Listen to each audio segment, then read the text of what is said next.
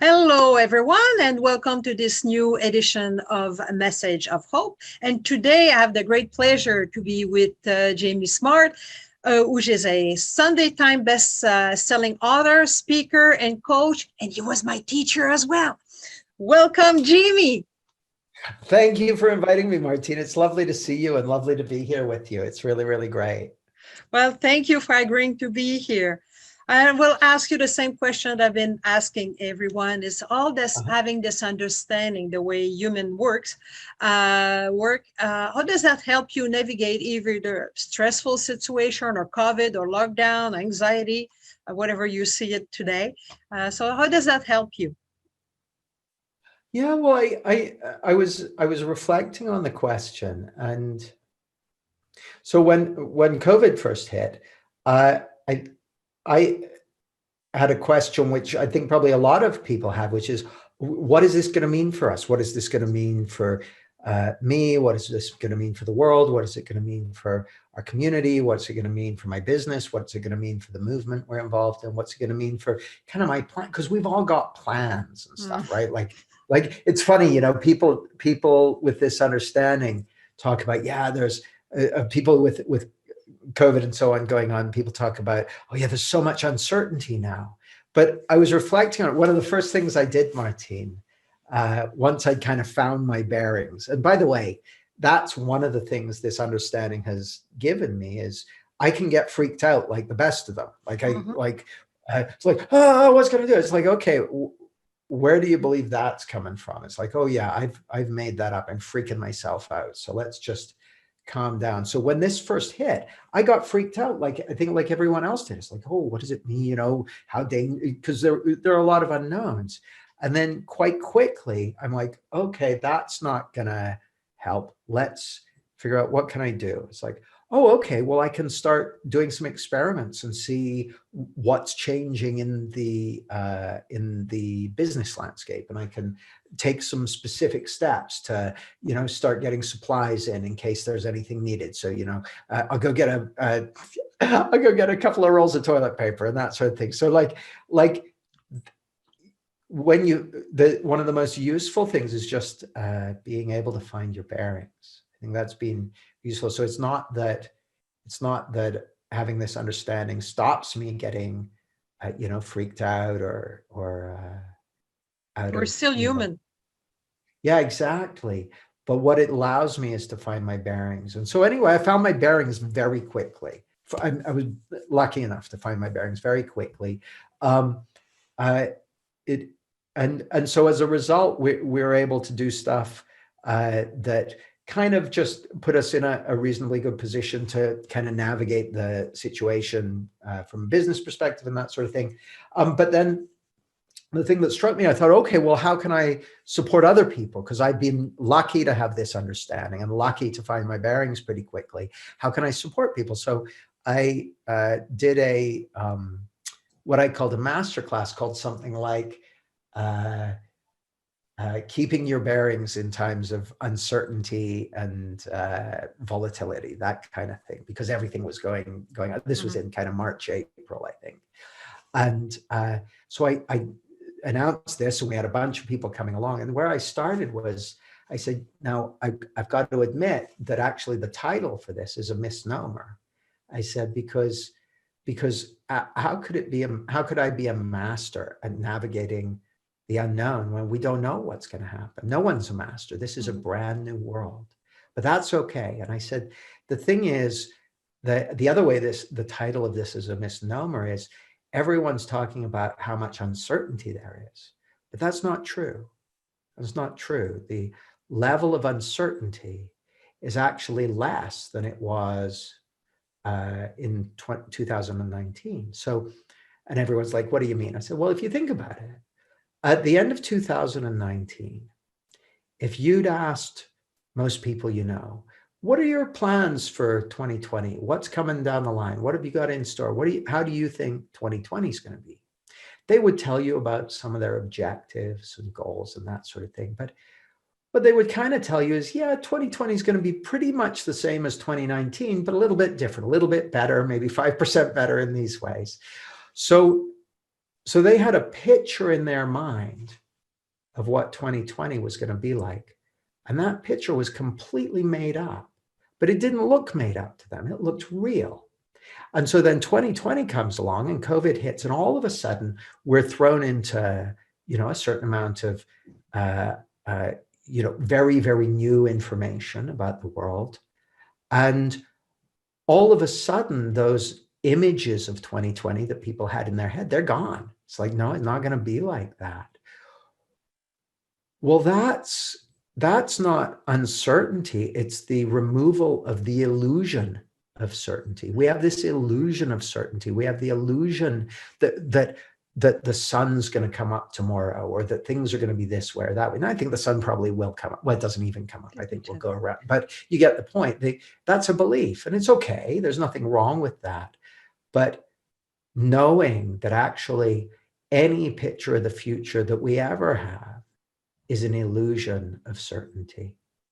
Any picture of, my world is going to be this way or that. Like, I know for a fact, like, it's great to see you, Martine. And I could get, the building I'm in could collapse before the end of this conversation, and I could be squished. That could happen.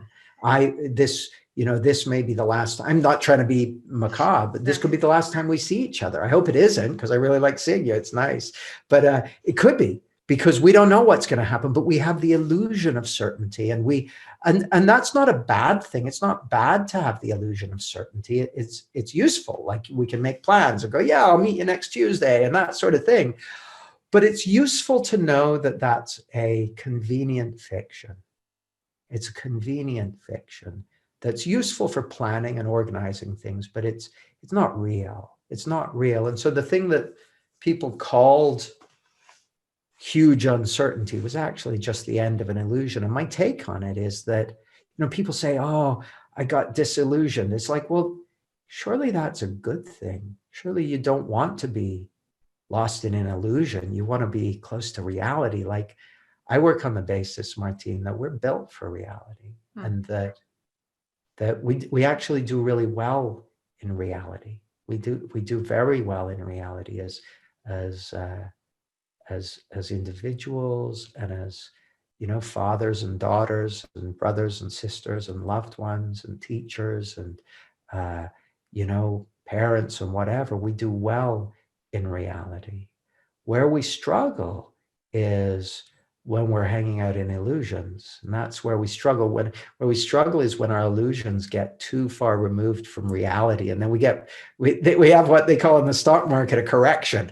We get brought back to, we get brought back, our perceptions of reality get brought into alignment with what's really going on, and it kind of gets down to earth with a bump. But that's a good thing. You want to be brought back to reality. You want to be close to reality, like, because you can do stuff in reality. You can take action and make changes and that sort of thing when you're in reality. It's when you're in the illusion, that's the dangerous bit. That's the dangerous bit. So I'm like, to me anyway, I'm like, yeah, I want to be as close to reality as I possibly can. I want to be out of the illusions. And the thing that this understanding has done for me most of all, I would say, in regard to what we're talking about, is allowed me to stay close to reality and not to get too caught up in the illusions of this and that. And then we see everything, all the stuff that's going on with governments and this sort of thing. It's like, okay, well, it's a good time to be close to reality, because there are lots of illusions around at the moment. So that's how it looks to me anyway. Yeah. Go back to the reality, and also let go, for me, of resistance to what is. Yeah. There's that line from Sid Banks where he said, if the only thing people learned was not to be afraid of their experience, that alone would change the world. See, I think, Martine, the reason people often are and the reason why I'm often resistant to reality, like don't want to go there, is because I think I can't handle it. And you can handle it. Oh, yeah. You can handle it. And that's the thing. I think the issue isn't that people are scared of, what if this, like, here's the thing. Who knows what's going to happen, right? Who knows what's going to happen to me? Who knows what's going to happen to you? Who knows what's going to happen to any of us? The issue isn't that something bad might happen, or this might happen, or that might happen.